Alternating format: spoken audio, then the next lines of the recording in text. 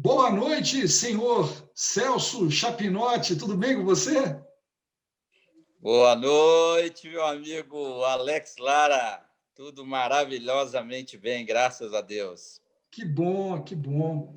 Celso, antes de mais nada, né, quero agradecer o seu tempo, sua atenção, sua disposição, né, disponibilidade para estar conversando com a gente aqui.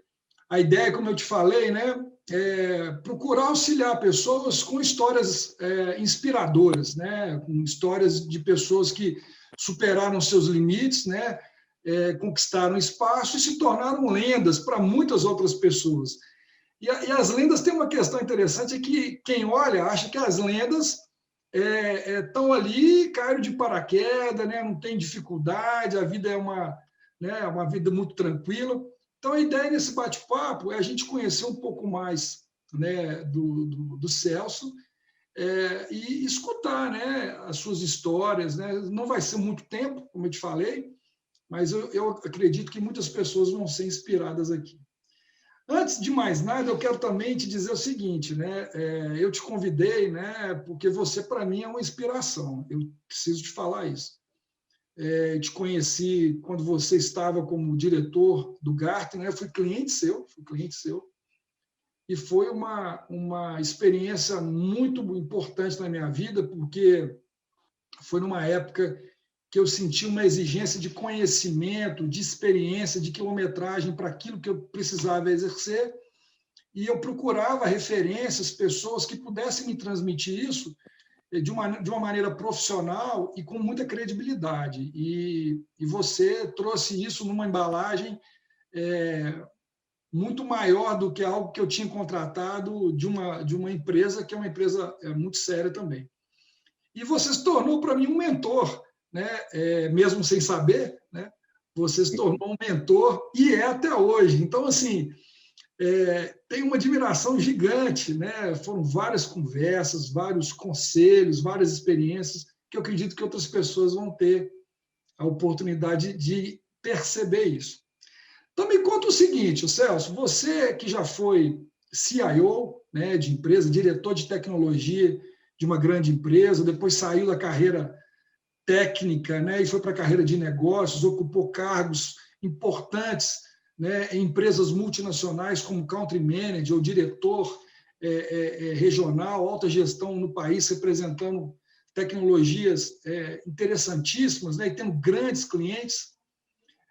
Conta para mim, como é que foi isso? Você um dia acordou em Juiz de Fora, né, ou na sua cidade, na grande Juiz de Fora, e Matias Barbosa, né?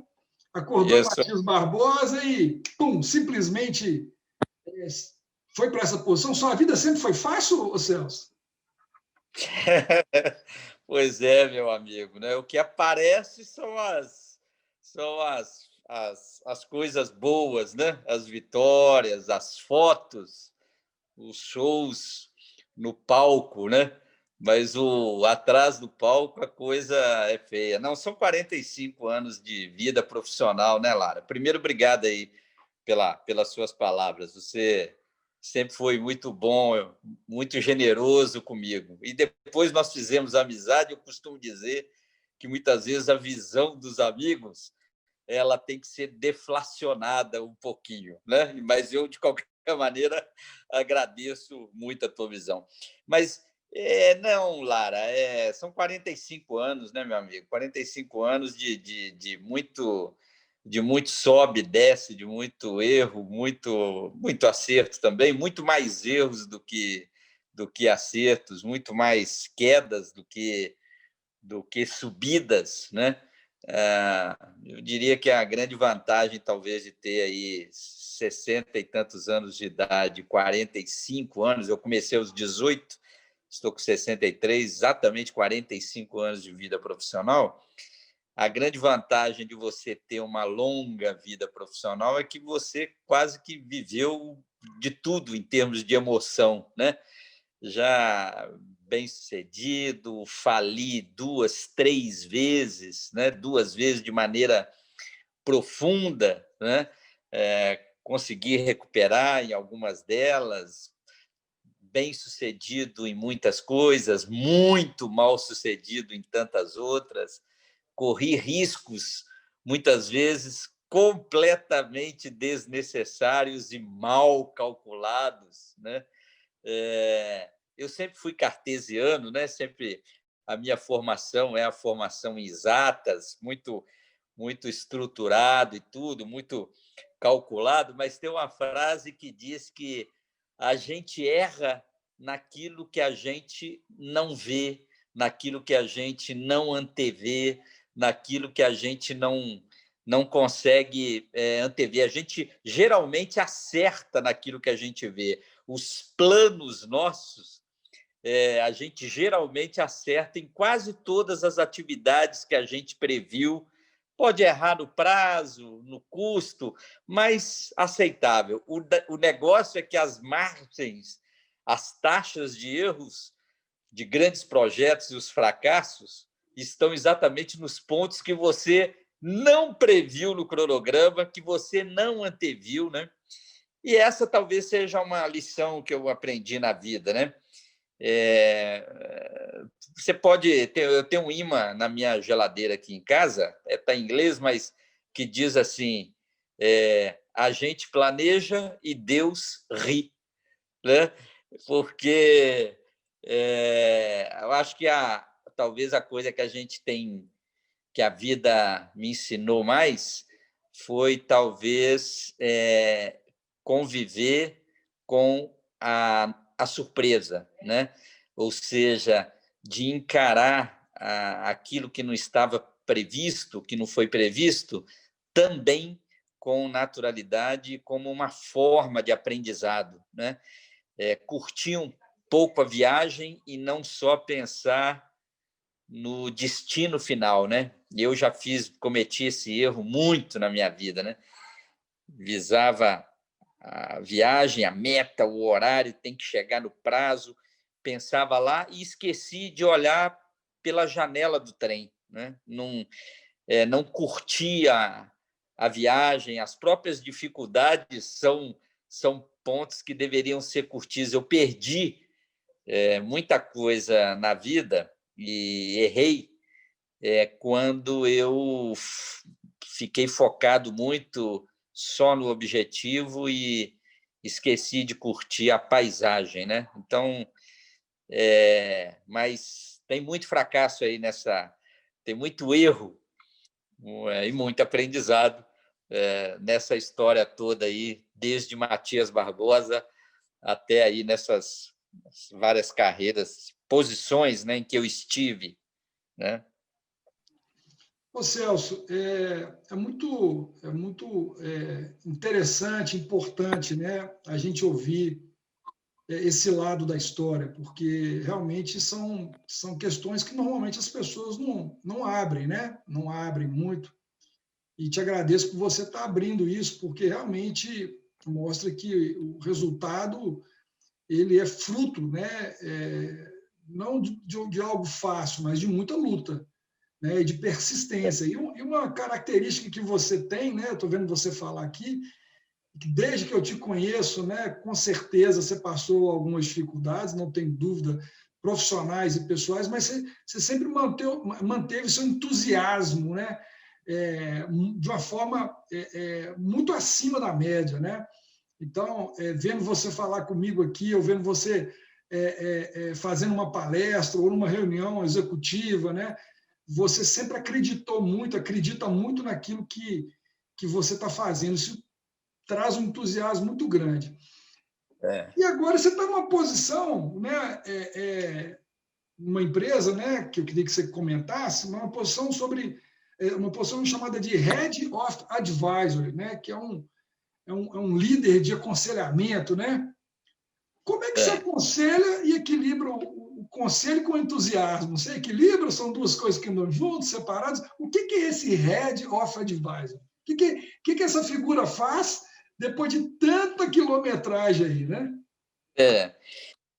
Na verdade, Lara, para ser bem honesta, eu tenho feito hoje uma continuidade do que eu já venho fazendo nos últimos 8, 9 anos, né? Eu fazia muito no Gartner, fazia junto a você, fazia junto aos principais executivos aí de provedores de tecnologia, conselhos de administração e executivos das maiores empresas aqui, especialmente de Minas, Espírito Santo. Aconselhamento, né? Aconselhamento. Eu continuo nesse trabalho de orientar executivos ou compartilhar experiências com o executivo e com uma visão de fora, né? Uma coisa, eu já fui presidente de empresa, country manager de empresas transnacionais aí, e eu sentia, eu trabalhava em São Paulo, cara, e no 8º andar ali do Itaim Bibi, na Leopoldo Couto Magalhães, e eu me lembro, assim, numa quarta-feira como a de hoje, dava 9 horas da noite, nós tínhamos lá 2 andares, um andar inteiro, e eu sozinho ali, eu tinha uma vantagem que eu morava a uma quadra, sempre morei perto lá em São Paulo, nos 11 anos que trabalhei lá, e muitas vezes eu me via 9 horas da noite, sozinho na empresa, numa sala cheio de decisões e dúvidas, né? De que caminhos tomar, decisões que afetavam a vida e o desempenho de muita coisa, e sozinho, me via sozinho, uma coisa completamente solitária, triste. Eu chegava a ficar triste, melancólico de estar ali com decisões que eu não podia compartilhar muitas vezes com o meu corpo diretivo, né? Com os meus diretores que se subordinavam a mim, porque muitas das decisões eram decisões que afetavam a eles de modo diferenciado. Eu não conseguia compartilhar com os meus líderes, eles estavam fora, não tinha uma visão da realidade, da cultura nossa. Me sentia completamente eu falava assim, não é possível. Mas era o ônus da função, o ônus da função. E olha bem, e hoje eu falo isso para os meus aconselhados, que o trabalho de advisory estratégico, obviamente mais voltado para o ramo que nós trabalhamos. Eu não sou advisory na área financeira, não sou advisory na área de guerra, não sou advisory na área, né, geral, mas advisory na área de aplicação estratégica da tecnologia. O que eu faço hoje é essa pessoa que pode ser chamada às 9 horas da noite, né, de uma quarta, de um sábado, onde o executivo tem que tomar decisões variáveis 1000, mas ele está tão dentro, ele está tão envolto, ele está dentro do novelo do problema que ele precisa de alguém de fora, isento, que ele tem uma confiança enorme, que ele tem uma crença, que ele sabe que vai dizer ali coisas, que aquilo não pode sair de maneira alguma desta relação direta, nem comentário, nem palpite, nem achismo, nem piada, nem tem que ter uma confiança brutal. É isso que eu tenho feito hoje, é isso que eu fiz com você. Você, aliás, é uma das minhas testemunhas que eu posso usar. Quantas e quantas vezes nós nos reunimos, só nós dois, sem mais ninguém, em ambiente, inclusive, fora da empresa, porque não queria dar margem nem para ser escutado e nem ser sabido da pauta, e eram temas importantes, de dúvidas e de questões, e que nós discutimos. Então, hoje é isso, a minha posição de head advisory, de advisory, essa, de aconselhamento executivo estratégico, aproveitando, inclusive, os meus fracassos, os meus erros, para poder ajudar. E, junto com isso, eu me lembro de um outro executivo a quem eu aconselhei há muitos e muitos anos, que foi meu estagiário. Você conheceu? Eu posso citar aqui o Magaldi, né? Magaldi, que hoje é presidente de um grande grupo empresarial, mas que foi meu estagiário, né? E que depois cresceu muito na carreira, graças a Deus, e merecidamente. E ele, como presidente de uma empresa e também como CIO de um grande grupo, falava, cara, de vez em quando ele me ligava e falava, eu preciso conversar com você. Né? É quase um trabalho de psicoterapia, obviamente não nos aspectos voltados à personalidade, ao eu interior, né, o lado da alma, mas muito mais nos aspectos voltados à atividade profissional no setor em que a gente trabalhou. Como eu já fui fornecedor, desenvolvedor, técnico, comercial, executivo, já tive dos dois lados da mesa, né? Já fui investidor, sou investidor, então isso aí me possibilitou a ter uma visão de multi-ângulos e que acaba ajudando nesse trabalho de aconselhamento mais próximo de problemas e executivos estratégicos. É isso que eu faço. Ô Celso, perfeito. Interessante, né, é que você assumiu, né, formalmente essa posição, esse cargo, né, não tem muito tempo, né? Acredito que você deve ter saído do Gartner, deve ter uns 2 anos, né? Isso. Só que, de fato, né, você já faz isso há muito tempo, quer dizer, foi o que eu falei no início, né? Você entregava muito mais do que eu tinha comprado, né? Eu me lembro que quando eu te conheci, enfim, eu não conseguia usufruir do contrato na Ativas. Na verdade, fui cliente seu 2 vezes em 2 empresas diferentes, né? Na Ativas e depois na Prime Systems. Mas na Ativas eu me lembro que eu tinha uma séria discussão com o CFO de que eu não ia continuar com esse contrato, e ele defendia, né, que precisava, que era fundamental. Eu falei, olha, eu não consigo usufruir desse contrato. É muita informação e eu nem consigo achar onde é que estão as informações que eu preciso. Na hora que eu consigo achar, a decisão que eu tinha que tomar já passou.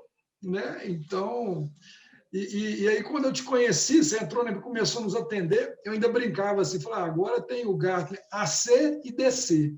Né? Antes de Celso, depois de Celso. Assim, não é bajulação, não, né? Até porque eu não tenho nenhuma relação comercial hoje, mas é verdade. Você já ocupava esse papel. Mas dentro dessa experiência que você comentou, né, para não esticar demais o seu tempo aí, com esse mundo que a gente vive, né, esse mundo VUCA, né, esse mundo digital, né, normal, pós-normal, sabe-se lá o nome que vai ter amanhã, né, e escutando tantos executivos, né, que precisam ter pessoas estratégicas com eles para que os seus negócios e a sua própria carreira tenham sucesso, se você pudesse, né, olha, você pode, né, deixar 3 conselhos, 3 sugestões, 3 características para as pessoas que estão nos ouvindo, que você considera que são importantes para que elas possam, nesse momento, né, ter resultados melhores, enfim, alcançar sucesso aí profissional, né? O que você diria para essas pessoas? Eu diria o seguinte, Lara, né? É o que a vida tem me ensinado também. Não adianta nada tecnologia, metodologia, estado da arte tecnológico, não adianta nada se os talentos humanos não estiverem preparados para utilizar e aplicar bem essas tecnologias, né? A gente tem visto muito caso onde os executivos priorizam demais as agendas tecnológicas, os termos, os investimentos, plataformas, e esquece que ainda são os talentos humanos que fazem a diferença de fato, né? Não adianta nada uma Ferrari da mais potente, da mais... Como é que a Ferrari, ultimamente, na Fórmula 1, não é muito... Mas vamos falar da Ferrari carro, espetacular, na mão, por exemplo, de um piloto como Celso Chapilotti. Não adianta nada. Eu sempre brinco, eu vou matar os engenheiros já no box, na hora da saída, né? tem que preparar o talento humano. Esse é um primeiro item que a gente tem feito isso muito com as empresas, alguns dos nossos clientes, é porque a gente tem começado a preparar a área de talentos para extrair o máximo de tecnologias, metodologias, foco em pessoas, em skills e competências. Esse é o primeiro recado. O segundo recado, que tem a ver também com o papel que eu já faço há anos e que é um dos mais difíceis, principalmente aqui no Brasil, é o de como deslocar. Opa, hoje agora está tendo ruído aí no fundo, né? Está tendo algum ruído meu? Aí, vocês estão vendo, não? Um pouquinho. Mas o segundo ponto, Lara, que é uma das coisas difíceis, é como deslocar os executivos das agendas do seu dia a dia, do operacional e muitas vezes do gerencial, para o estratégico, né? O quanto é difícil. É bonito toda a vida a gente falar de plano estratégico, estratégia digital, transformação estratégica digital. A minha estratégia empresarial é essa. Não é fácil executar. É fácil contratar uma consultoria, desenvolver a estratégia, colocar no papel e depois você chega lá um mês depois você pergunta como é que é a estratégia mesmo? Aí alguém pergunta, quê? Não, qual que era o item lá nosso, número 3 da estratégia? A pessoa nem sabe, nem lembra, contratou consultoria, fez, ficou lá uma semana, leu, respondeu um monte de questionário, criou um livrinho lá de não sei quantos livros.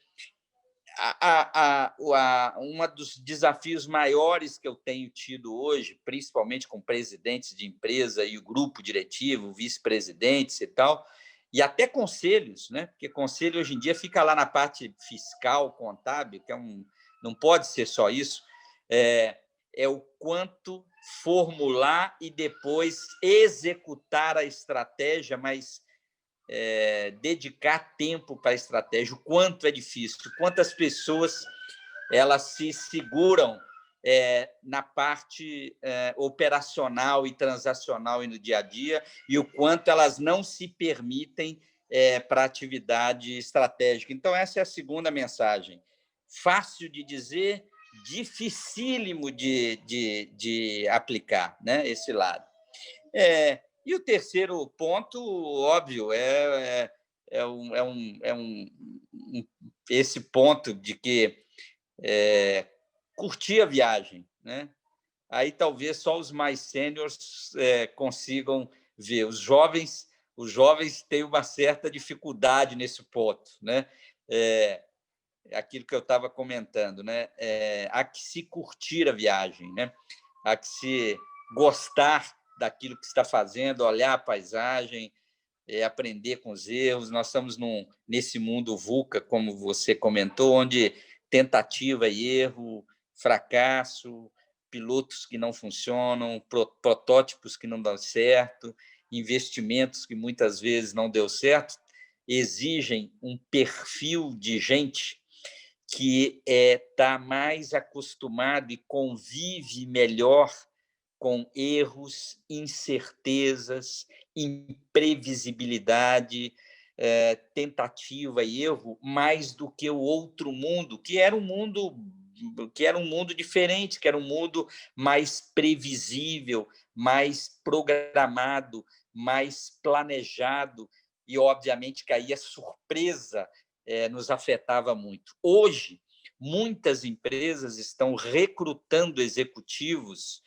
gerentes, supervisores e coordenadores, em que o teste psicológico feito é com a capacidade de lidar com o imprevisto e imprevisível. Isso é um diferencial enorme, já existem testes, características de como reconhecer profissionais e desenvolver profissionais para essa linha, né? Então, tem muito mais coisas, mas esses três itens eu entendo como importantes aí para destacar aí na nossa conversa. Celso, como sempre, todo bate-papo com você tem muito aprendizado. aprendi algumas coisas. Esse último aí eu nunca tinha ouvido, não, mas para mim é novo. Esse tipo de aptidão, né? Quer dizer, a aptidão para tratar o imprevisto, né?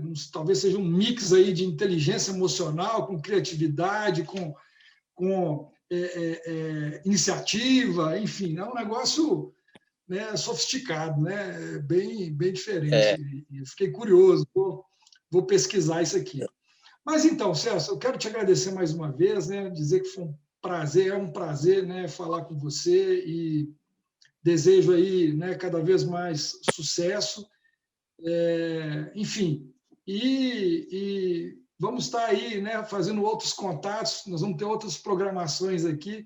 A ideia é conectar pessoas que já foram entrevistadas para a gente fazer lives, né, ao vivo sobre temas que são interessantes para essas pessoas. Então, eu acredito que daqui a pouco a gente vai ter oportunidade de explorar isso, sempre com o objetivo de auxiliar as pessoas, né, que enxergam você, o Celso Chapinotti, nunca vou conseguir falar com ele, o cara é isso, o cara é aquilo.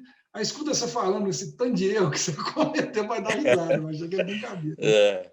Ué, Lara, obrigadão, meu amigo. Obrigado pelo convite, obrigado pela oportunidade. Parabéns por essa iniciativa.